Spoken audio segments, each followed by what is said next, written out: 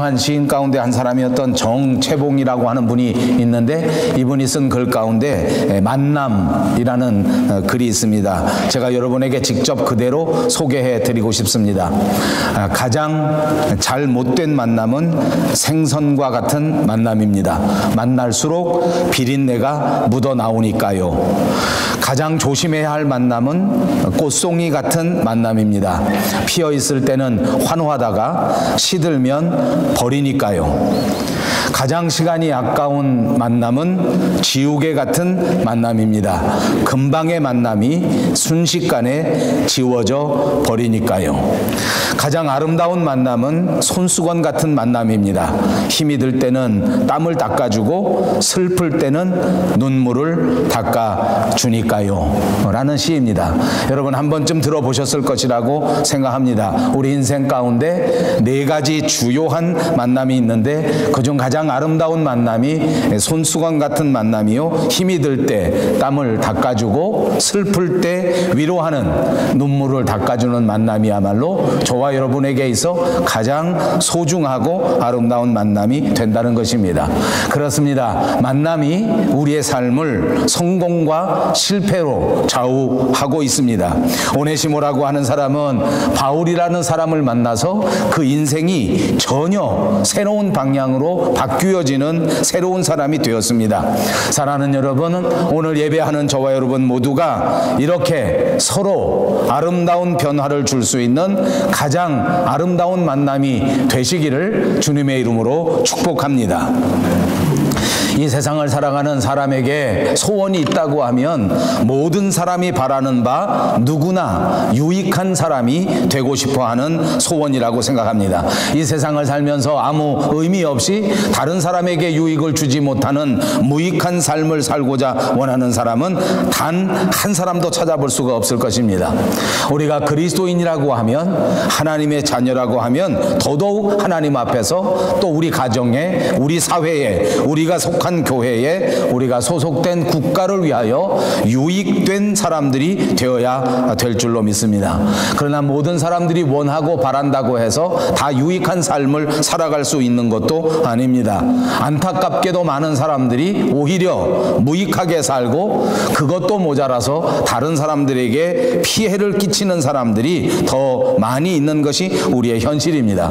사랑하는 여러분, 다시 한번 여러분들 모두가 유익한 그리스도인들이 꼭 되시기를 주님의 이름으로 축복합니다.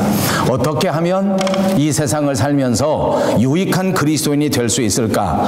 오늘 우리가 강의하는 빌레몬서를 중심으로 해서 세 가지 주요한 방법을 생각해 보려고 합니다. 우선 그 첫째는 거듭난 사람이 유익한 사람이 될 수 있다는 것입니다. 거듭나야 유익한 사람으로 살 수가 있다. 우리 입으로 한번 해보십시다. 거듭나야 유익한 사람으로 살 수가 있습니다. 우리 빌레몬서의 주인공이 되는 오네시모라고 하는 사람은 과거에 유익한 사람이 아니었습니다. 다시 말하면 오네시모는 무익한 사람에 불과했습니다. 빌레몬이라고 하는 사람의 집에 노예로 살았던 사람이요, 그는 주인의 사랑과 주인의 신뢰를 저버리고 그 주인의 재물을 훔쳐서 그만 그 집에서 도망가 버린 그런 도망자였습니다. 이런 것들을 살펴볼 때 그는 무익한 자였을 뿐만 아니라 아까 말씀드린 그대로 주인의 집에 오히려 피해를 끼치는 그런 사람에 불과하였습니다. 이 오네시모라고 하는 노예는 자유로운 삶을 살고 싶었습니다. 아니 어찌 보면 자기 마음대로 마음껏 살고 싶은 마음이 있었는지 모르겠습니다. 어느 날 자기 마음대로 살고 싶은 마음이 넘쳐나서 그만 자기를 사랑하고 자기를 아껴주는 빌레몬이라고 하는 주인의 재산을 훔치고 그 신뢰를 배반한 채 그 집에서 도망가고 말았습니다. 그는 세계적인 도시 로마를 향했습니다. 이제 로마로 향해 가서 그 로마의 눈에 보이는 화려한 도시, 그리고 그 로마의 밤중에 이루어지는 그 화려한 주점들의 모든 유혹에 현혹되었을 것입니다. 비록 훔쳐간 돈이지만 이제 남의 돈을 가지고 평생 처음으로 난생 처음 돈을 마음껏 뿌리듯이 막 서 보았습니다. 밤마다 마시고 취하고 그리고 즐기면서 로마의 밤문화를 마음껏 만끽하면서 살았습니다. 이쯤 되면 이제 더 이상 그 인생에 바람이 없고, 이쯤 되면 더 이상 그 인생에 후회가 없을 만한데, 그동안 그토록 바라던 것을 로마에 가서 마음껏 시행해 보았는데, 그렇다고 해서 그 마음속에 평화가 찾아오거나 그렇다고 해서 그 마음속에 행복이 찾아오지 않았고, 그의 마음속에 자유라고 하는 것은 오히려 더더욱 찾아볼 수가 없게 된 것입니다. 오히려 그 생활 속에는 허무함이 가득 차게 되었고, 밤마다 다니면서 마음껏 즐긴다고 생각했지만 그 인생의 가장 처절한 고독과 불안을 느낄 수밖에 없는 삶이었습니다. 아무런 의미를 깨달을 수가 없습니다. 아무런 희망도 소망도 없는 삶의 나락으로 떨어져 버린 것입니다. 그는 주인의 집에서 도망쳐 왔지만 더더욱 절망의 늪에서 헤매게 된 것입니다. 더 실망합니다. 더 절망합니다. 더 슬퍼합니다. 이렇게 살아가던, 의미 없이 살아가던 오네시모에게 어느 날 정말 깜짝 놀랄 만한 변화가 일어나게 된 것입니다. 그는 방탕과 쾌락을 통해서 자유를 얻고자 했지만 도저히 얻지 못한 채 오히려 불안과 절망과 무의미 속에 헤매고 있었는데, 그는 어느 계기에 갑자기 이러한 자유, 이러한 평화를 얻게 된 것입니다. 이 오네시모의 변화라고 하는 것은 만남의 사건을 통해서 비롯된 일인 줄로 믿습니다. 오네시모라고 하는 사람이 만났던 사람은 다름 아닌 사도 바울입니다. 솔직히 말하면, 더 정확하게 말한다면 오네시모가 만난 것은 바울이 아니라 바울을 통하여 우리 구주 예수 그리스도를 만나게 된 줄로 믿습니다. 오늘 오네시모가 감옥에 갇혀있는 바울을 어떻게 해서 만났는지는 알아볼 수가 없습니다. 그러나 바울이 고백하기를 이 오네시모는 감옥에서 만나 내가 감옥에서 낳은 아들과 같은 존재라고 말한 것을 볼 때 그는 감옥 생활할 때 만나게 된 것 같습니다. 오네시모는 바울을 만나 예수님을 알게 되었고, 오네시모는 바울을 만나 그 인생이 진짜 변화되는 위대한 역사를 이루게 된 것입니다. 드디어 무익한 인생에서 유익한 인생으로, 드디어 의미 없는 인생에서 소망의 인생으로 변화되게 된 것입니다. 인생의 이와 같은 변화는 오직 예수 그리스도를 만난 만남을 통하여 이루어지는 줄로 믿습니다. 그는 예수님과의 만남을 통하여 거듭나는 인생을 체험했습니다. 다시 태어난 것입니다. 이것은 우리의 교육으로 되는 일이 절대 아닙니다. 법으로 이루어지는 일도 아닙니다. 교양이나 상식으로 이루어지는 일도 절대 아닙니다. 우리의 영혼이 근본적인 변화가 이루어져야 되는 일인 줄로 믿습니다. 예수님과의 만남을 통하여 그대의 영혼은 변화되기 시작하였고, 예수님과의 만남을 통하여 그의 인생 전체가 완전히 변화되게 된 것입니다. 사랑하는 여러분, 여러분이 만나신 예수 그리스도를 통하여 여러분의 인생이 이 세상 그 어떤 삶보다도 보람되고 축복되고 행복한 삶으로 마음껏 누리며 살아가시는 축복의 자녀들이 꼭 되시기를 바랍니다. 오네시모, 그는 말씀드린 것처럼 종의 신분에 불과한 사람이었습니다. 노예였습니다. 그런데 재미있게도 이 오네시모라고 하는 이름의 뜻이 있는데, 그 뜻은 유익한 자, 도움이 되는 자라는 의미를 가진 이름이었다고 합니다. 그런 의미에서 볼 때 오네시모는 자기 이름은 멋지게 받아가지고 있었는데 이름 값은 제대로 하지 못하는 사람입니다. 그러다가 드디어 바울을 통하여 예수님을 만나게 되었고, 드디어 오네시모는 그 이름 그대로 전에는 무익한 자였으나 이제는 유익한 자가 되는 역사가 이루어지게 된 것입니다. 여러분 어떻습니까? 여러분에게 주어진 이름이 어떤 의미를 가지고 있는지 제가 한 사람 한 사람의 이름은 알지 못합니다. 그러나 과연 여러분들이 그 이름대로 살아가고 있는가? 이름 값은 하고 사시는가 묻고 싶습니다. 오늘 오네시모처럼 가장 아름다운 이름에 걸맞는 유익한 사람, 도움이 되는 사람으로 거듭나는 역사가 있으시기를 바랍니다. 사랑하는 성도 여러분, 우리가 예수 그리스도를 진정으로 영성으로 만나게 되고 그분을 통하여 진정한 변화가 이루어지게 될 때 우리는 이 세상에서 비로소 유익한 존재가 될 수 있다는 사실을 꼭 기억하시기를 바랍니다. 우리는 모두가 오네시모가 되어야 합니다. 우리는 모두가 그리스도 안에서 유익한 자가 되어야 합니다. 우리 모두가 다 그리스도 안에서 오네시모처럼 도움이 되는 사람들이 되어야 할 줄로 믿습니다. 다시 묻습니다. 우리는 과연 예수님 안에서 유익한 존재인가? 나는 과연 하나님의 나라에 꼭 필요한 존재인가? 이 말씀을 통하여 우리 스스로의 모습을 다시 한번 발견하고 체크해보는 시간이 되시기를 바랍니다.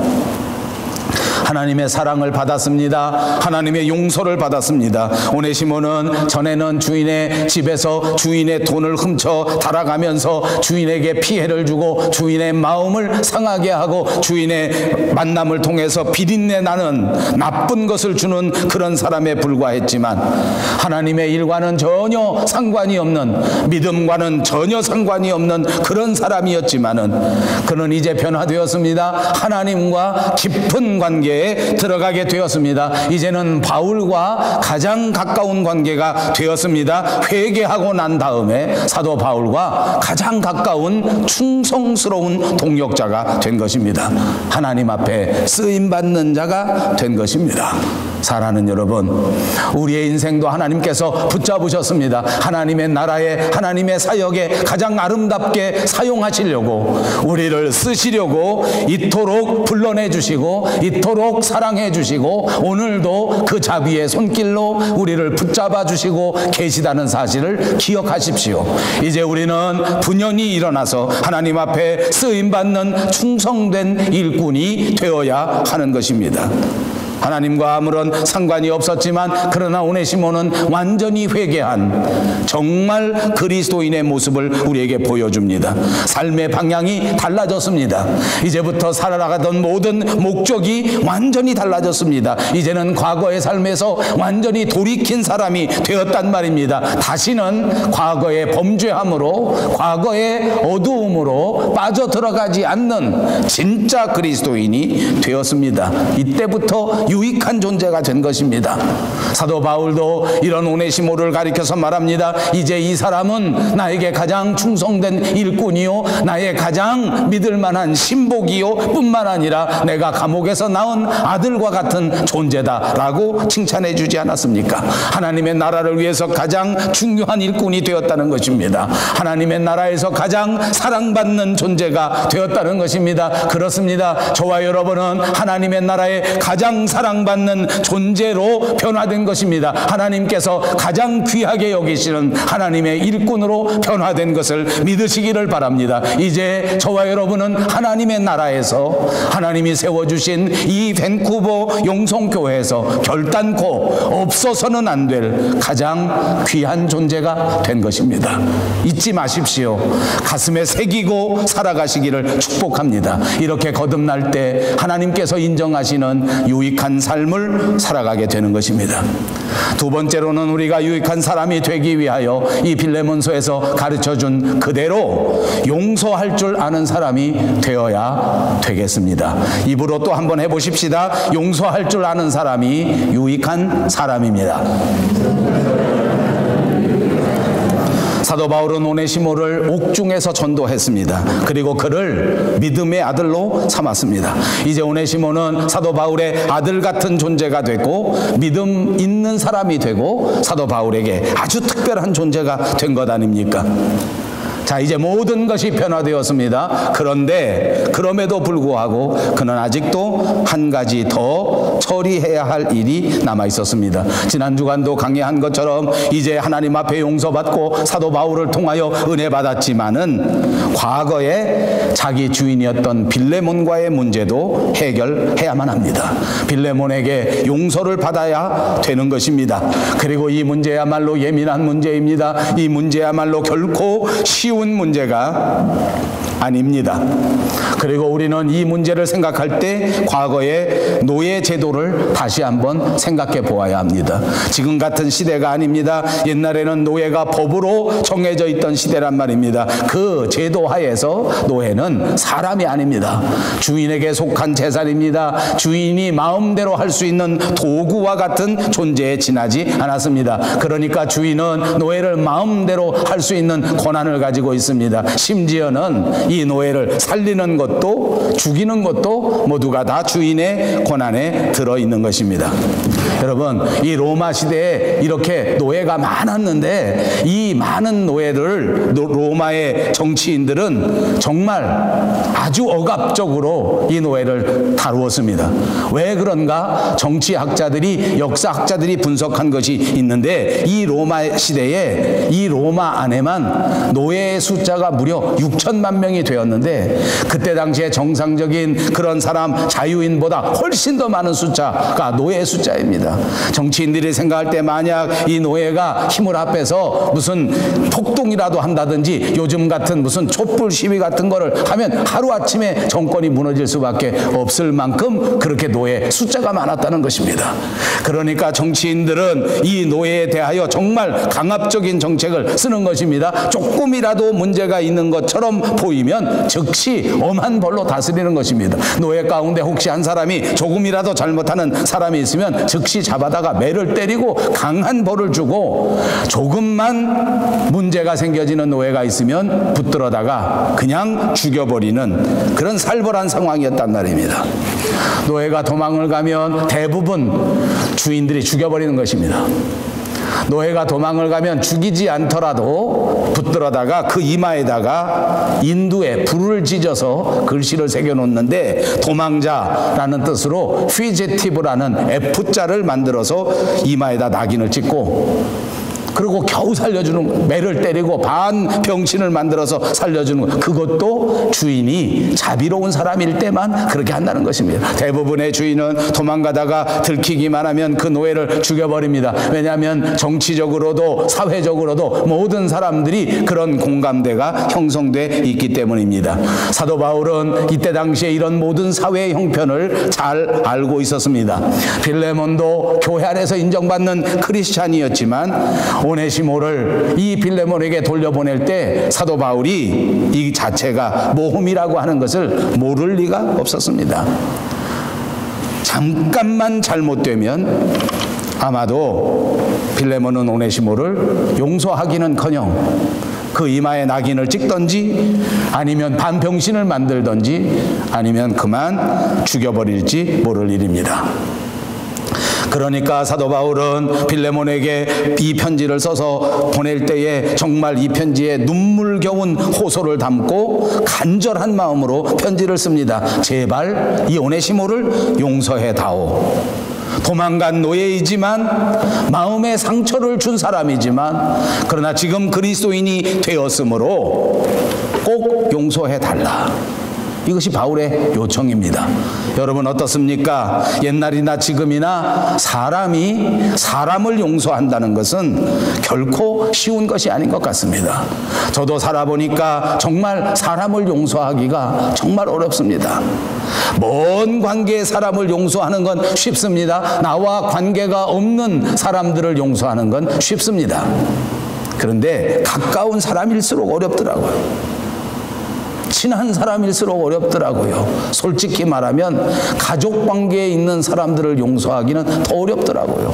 그러다 보니 현대인의 삶에는 가족들 간에도 말 못할 벽들이 얼마나 많은지 모르고, 가족들 안에도 미움과 다툼과 시기와 질투가 끊이지 않는 것이 우리들의 현실 아닙니까? 우리 중에 많은 사람들이 주변에 있는 사람들을 용서하지 못하기 때문에 그것이 마음에 병이 되고 그것이 마음에 쓴 뿌리가 되고, 그것 때문에 정상적인 생활을 하지 못하는 사람이 한두 사람이 아닙니다. 용서하지 못하기 때문에 마음속에는 미움이 자라나게 되고, 이것이 자라나서 증오가 되고, 이것이 자라나서 한이 서리는 이런 모습이 우리 주변에 너무나 많다는 것입니다. 사랑하는 여러분, 우리가 그리스도인이 되었습니다. 오늘날 이 시대를 똑바로 바라볼 수 있는 그리스도의 통찰력이 있어야 하는데, 오늘 우리가 살아가는 이 시대 속에는 예수님이 우리에게 보여주신 그 십자가의 십자가의 사랑, 그 십자가의 용서가 가장 필요한 역사 속에 살고 있다는 것을 명심하시기를 바랍니다. 왜냐하면 저와 여러분이 살아가는 이 시대 속에 미움과 질투와 증오를 유발시키는 사단의 영이 그 어떤 역사보다도 가장 강하게 역사하고 있다는 것입니다. 사랑하는 여러분, 이 빌레몬서는 십자가의 사랑을 말하는 편지입니다. 용서할 수 없는 존재 빌레몬에게 있어서는 가장 큰 상처를 준 오네시모, 그 사람을 용서하는 그 주제를 담은 편지가 바로 빌레몬입니다. 여러분, 이 빌레몬이라는 사람의 이름의 뜻도 있습니다. 그것은 사랑을 간직한 자. 빌레몬, 필레몬이라는 영어 이름인데 필리오스라는, 필레오라고 하는 사랑, 히라보에서 온 단어입니다. 그러니까 이 말의 뜻이 사랑을 간직한 자. 빌레몬이라는 사람은 오늘 빌레몬서를 통해서 보니까 사도 바울이 이렇게 말합니다. 주 예수와 및 모든 성도에 대한 내 사랑과 믿음이 있음을 들었다. 빌레몬이여, 내게 사랑이 있고 믿음이 있는 것 때문에 나는 늘 감사한다 라고 말한 적이 있지 않습니까? 6절에도 보니까 빌레몬에 대해서 이렇게 말합니다. 내 믿음의 교제가 우리 가운데 있는 선을 알게 하고 그리스도께 이르도록 역사하느니라. 바울은 빌레몬의 사랑을 칭찬합니다. 빌레몬이 가지고 있는 믿음의 교제를 통해서 하나님의 사랑, 그리스도의 사랑이 나타날 수 있도록 크게 격려하고 있는 것입니다. 여기 믿음의 교제를 말합니다. 이 교제라는 말은 원문에 코이노니아라는 단어를 쓴 것입니다. 이 코이노니아라는 말도 여러 가지 의미가 있지만 오늘 이 본문에서 쓰여지는 것은 나눈다는 의미입니다. 나누어 주는 행위를 가르치는 단어란 말입니다. 나눔을 통해서 신앙의 삶을 살아가는 것입니다. 그렇습니다. 저와 여러분이 이 세상을 살아갈 때 가장 중요하게 생각할 것은 바로 나눔의 삶입니다. 저와 여러분이 살아가는 현대 역사 가운데 가장 필요한 것이 나눔의 역사라고 하는 사실을 기억하시기를 바랍니다. 그리고 이 코이노니아 나눔이라고 하는 것은 진정한 용서가 없이는 시작될 수 없습니다. 여러분, 용서는 결코 그냥 저절로 쉽게 되어지는 것이 아닙니다. 우리가 받은 용서를 생각해 보십시오. 십자가 위에 달려 돌아가신 예수 그리스도의 보혈의 피의 공로가 없었다면 우리는 용서받지 못했습니다. 하나님은 우리를 이처럼 사랑하사 우리를 용서하셨지만, 큰 사랑 때문에 우리를 용서하셨지만 그 대가는 엄청난 대가를 치르시고 우리를 용서하신 것입니다. 값비싼 대가를 치르시면서 스스로 희생을 감수하셨기에 오늘 저와 여러분을 용서하신 것입니다. 이것을 기억해야 합니다. 우리의 용서는 이처럼 대가를 요구하는 것입니다. 우리의 용서는 결코 저절로 되어지는 것이 아닙니다. 하나님 앞에 믿음이 없이는 용서를 실행할 수 없다는 사실을 기억하십시오. 그리고 사랑하는 여러분, 여러분에게 하나님이 믿음을 선물로 주셨을 때에 그 믿음의 책임은 내가 만나는 모든 사람들을 용서하는 것이라는 사실을 기억하시기 바랍니다. 오늘 설교하는 저도, 이 말씀을 듣는 여러분도 마음속에 간직한 미움의 대상, 아직도 해결하지 못한 미움의 대상들을 떠올리시고 그리스도께서 우리를 위하여 그 큰 대가를 치르고 우리를 용서해 주셨던 것을 기억하셔서 우리의 가슴은 아플지 몰라도, 내 자존심은 허락하지 않을지 몰라도 주님의 뜨거운 사랑으로 용서하는 여러분 모두가 되시기를 주님의 이름으로 축복합니다. 빌레몬도 그랬습니다. 자기 희생을 통해서 그리스도를 본받은 것입니다. 내게 엄청난 손해를 끼친 오네시모입니다. 돈을 훔쳐가지 않았습니까? 내 자존심에 결정적인 흔적을 준 사람입니다. 노예가 도망가 버리지 않았습니까? 내 재산이요, 내 도구요, 내 소유인데 그가 그만 도망가 버리고 내 돈을 훔쳐갔을 때 나는 정말 용서할 수가 없는, 그러나 이 빌레몬은 오늘 그리스도의 사랑으로 이토록 용서할 수 없는 사람일지라도 그를 받아들이고 그리스도 안에서 한 형제로 용납하는 넓은 마음 관용을 우리에게 보여주었습니다. 원래는 죄인이었지만 그리스도의 은혜 가운데 하나님의 자녀가 된 성도는 오늘 이렇게 그리스도께서 우리에게 보여주신 그 십자가의 사랑을 기억하고 실천해야 유익한 존재가 된단 말입니다. 사랑하는 여러분, 우리가 용서해야 하나님이 인정하는 유익한 자가 된다는 사실을 꼭 기억하시기를 바랍니다. 마지막 세 번째로는 화평케 하는 자가 유익한 자가 되는 것입니다. 또 입으로 해보십시다. 화평케 하는 자가 유익한 자입니다. 오늘 우리가 강해하는 빌레몬서를 통해서 보십시오. 사도 바울은 빌레몬과 오네시모 사이에서 중재하는 화해자의 역할을 보여주고 있습니다. 그리스도인은 이 시대를 살아갈 때 이처럼 화해를 만들어내는 사랑의 화해자가 되어야 된다는 의미입니다. 그리고 보니 예수를 믿는다고 하는 것은 화평케 하는 사명을 감당하는 일입니다. 신약성경 마태복음 5장 9절에도 예수님이 우리에게 직접 말씀해 주실 때 화평케 하는 자는 복이 있나니 하나님의 아들이라 일컬음을 받을 것이다 라고 말씀해 주셨습니다. 여러분, 우리 삶의 주변을 둘러보십시오. 어떤 사람은 그 사람이 가는 데마다 꼭 말썽이 생깁니다. 이상하게 말이 나요. 이상하게 다툼이 생겨요. 이상하게 분열이 생겨요. 가만히 보면 안타깝게도 이런 사람들은 대부분 똑똑합니다. 제가 목회 경험을 해보니까 그렇더라고. 대부분 똑똑해. 여러분들 가운데 혹시 똑똑한 분 계십니까? 이 설교하니까 되게 미안해요. 이게 이렇게 분쟁을 안 일으키고 또 다른 데 가서 이렇게 다른 사람들에게 피해를 안 주는 사람은 반대로 똑똑하지 못하다. 그런 것 같아요. 그런 의미에서는 안 똑똑해도 될 것 같아요. 제가 목회해보니까 똑똑해. 사람은 똑똑한데. 그리고 또 진짜 제가 목회해보니까 안타까운, 이 말하기 더 조심스러운 말이 뭔지 아세요? 교회 안에 일은 열심히 하는데, 그게 문제예요. 일은 열심히 하는데 꼭 문제를 일으켜. 일은 열심히 하는데 꼭 싸워. 이런 사람은 유익한 자가 아니라 트러블 메이커예요. 트러블 메이커. 이상하게 이런 사람들이 그렇게 많아요.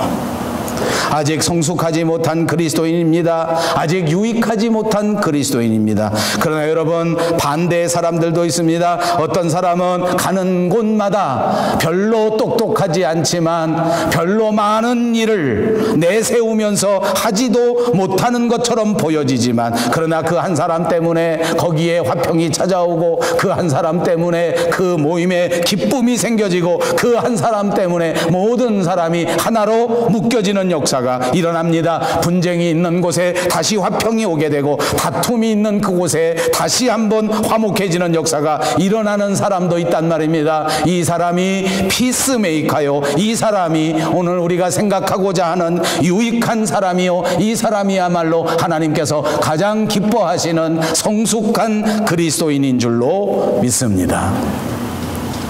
이런 사람들이 꼭 되어야 하지 않겠습니까? 사랑하는 여러분, 모두가 다 화평케 하는 피스메이커가 꼭 되시기를 주님의 이름으로 축복합니다. 우리가 잘 아는 이솝의 우화에 나오는 이야기가 있습니다. 4마리 황소에 대한 이야기입니다. 아마 만화 영화로도 많이 나온 것이기 때문에 여러분 한 번쯤은 다 보셨을 것입니다. 황소 4마리가 있습니다. 다 친한 황소들입니다. 늘 가까운 황소입니다. 들판에서 평화롭게 풀을 뜯어 먹습니다. 서로서로 양보하고 서로서로 도와줍니다. 잠시도 옆에 있는 황소에게서 눈을 떼지 않고 잠잘 때도 먹을 때도 걸어갈 때도 늘 함께 힘을 합쳐서 살아가던 황소들이었습니다. 그런데 어느 날 이 황소 옆에 사자 한 마리가 나타나게 된 것입니다. 사자가 호시탐탐 이 황소를 잡아먹으려고 계획합니다. 어떻게 하든지 황소를 먹어버려야 되겠는데 이 황소 4마리가 꼭 붙어 있으니까 아무리 밀림의 왕자 사자라고 할지라도 이 4마리를 한꺼번에 상대하기는 힘에 부치는 것입니다. 아무리 다녀봐도 늘 이 황소가 늘 같이 다녀. 풀 먹을 때도 같이 다니고 걸어갈 때도 같이 다니고. 이 사자가 생각하니까 도저히 얘네들이 사이가 너무 좋아서 안 되겠는 겁니다. 그래서 사자가 꾀를 냅니다. 이 황소에게 가서 귓속말을 합니다. 야, 어제 저녁에 저기 있는 저 황소가 네 흉보더라. 너 살만 있어서 뚱뚱이라고 하더라. 이렇게 말을 붙였습니다. 그리고 또 다른 황소한테 가가지고 그렇게 말합니다. 야, 어제 저녁에 내가 들어보니까 저기 저 황소 있잖아. 저 황소가 너보고 다리가 안짱다리라고 그러더라. 야, 진짜 그랬을까요? 내가 만들었을까요? 내가 만들었어요. 그때부터 황소들 사이에는 보이지 않는 벽이 생기기 시작합니다. 아, 정말 제가 그랬을까? 아, 진짜 제가 나 안 볼 때 욕하나 봐? 그때까지 그렇게 친하게 지내고 그때까지 그렇게 가까이 지냈는데 마음속에 조금씩 의심이 생겨집니다. 조금씩 미움이 생겨집니다. 자, 이제 황소들은 서로 눈을 마주치지 않습니다. 만나도 서로 대화를 하지 않습니다. 차츰 사자들이 멀어지기 시작합니다. 옆에서 풀을 뜯어먹거나 말거나 관심을 주지 않습니다. 일부러 다른 황소가 오면 딴 데 쳐다봅니다. 그때 사자가 한 마리씩 잡아먹어 버렸습니다. 이것이 공중의 권세 잡은 마귀 사탄의 계략이고 전략입니다. 오늘 그리스도인의 삶을 무너뜨리고 하나님의 교회를 무너뜨리고자 하는 어둠의 세력을 가진 자들이 우리를 대항하는 전략이라고 말입니다. 우리에게 불평을 갖다 줍니다. 우리에게 의심을 갖다 줍니다. 우리에게 미움과 시기와 다툼을 갖다 주는 것입니다. 서로 바라보지 않게 만듭니다. 서로 대화를 하지 않게 만들어버립니다. 불평을 나누어주고 소문을 퍼뜨립니다. 좋은 점은 보지 못하게 하고 나쁜 점은 보게 만듭니다. 아름다운 이야기는 감추어버리고 질투하고 이간질 시켜버리는 것입니다. 서로가 멀어지게 만듭니다. 서로 미워하게 만드는 것입니다. 이것이 사탄의 전략입니다. 여러분의 아름다운 가정을 무너뜨리기 위해서 사탄은 오늘도 이렇게 전략을 세우고 여러분을 호시탐탐 노리고 있는 것입니다. 이 어둠의 세력의 전략에 결단코 넘어가지 않고 말려들지 마시기를 주님의 이름으로 축복합니다. 옛날 우리말 가운데 이런 말이 있습니다. 싸움은 말리고 흥정은 붙이라. 여러분, 싸움은 말리고 사람 사이에 있는 담은 허물어버리는 그런 사람이 피스메이커요. 그런 사람이 화평케 하는 사람입니다. 말할 때마다 좋은 말을 하십시다. 말할 때마다 힘이 되는 말을 하십시다. 말할 때마다 위로가 되는 말을 하십시다. 말할 때마다 긍정적인 말을 하는 여러분 되시기를 주님의 이름으로 축복합니다. 만나는 사람마다 사랑하십시다. 만나는 사람을 위하여 도와주십시다. 예수님은 우리를 위하여 십자가를 치셨습니다. 예수님은 우리를 위하여 그 보배로운 피를 흘려주셨습니다. 사랑하는 여러분, 우리가 주님을 바라보고 주님을 따라가는 것이야말로 주님이 우리에게 베풀어 주신 그 십자가를 완성하는 길이라는 사실을 기억하시기를 바랍니다. 우리 모두 다시 한번 거듭나서 유익한 사람, 용서해서 유익한 사람, 화평하게 해서 유익한 그리스도인들이 다 되시기를 주님의 이름으로 축복합니다.